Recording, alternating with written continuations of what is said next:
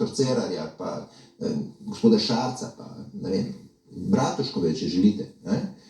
Ne upam se napovedovati, koliko časa bo trajal. Definitivno pa te hrabre izjave o 2 mandatih, jaz sem skeptičen. No, bomo videli.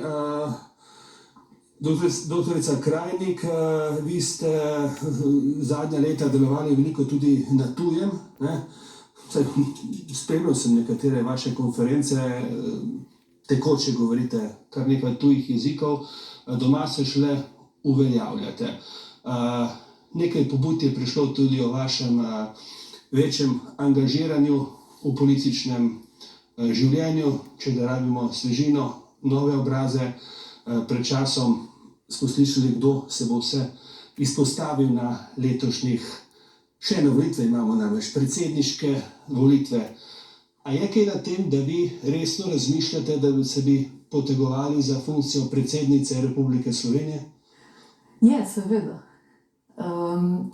Jaz sem v zadnjem času dobila pravzaprav od strani ljudi, kar mi je najbolj pomembno, tako lepe besede, ko so mi rekli, da so se v tem pravzaprav prepoznali.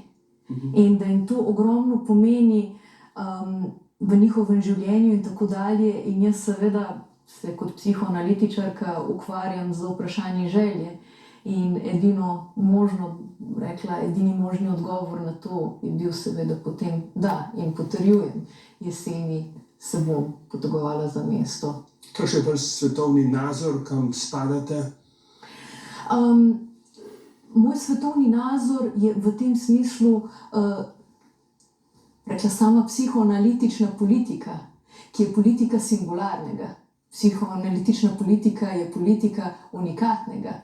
Se pravi, ni politika, ki deli po teh imaginarnih logikah, ampak od primera do primera. Tu ničesar ne spreminja, ni razlike med mojim psihoanalitičnim delom, filozofskim na nek način, ne nazadnje zdaj političnim. Govorite strokovno, se boste znali približati ljudem tudi?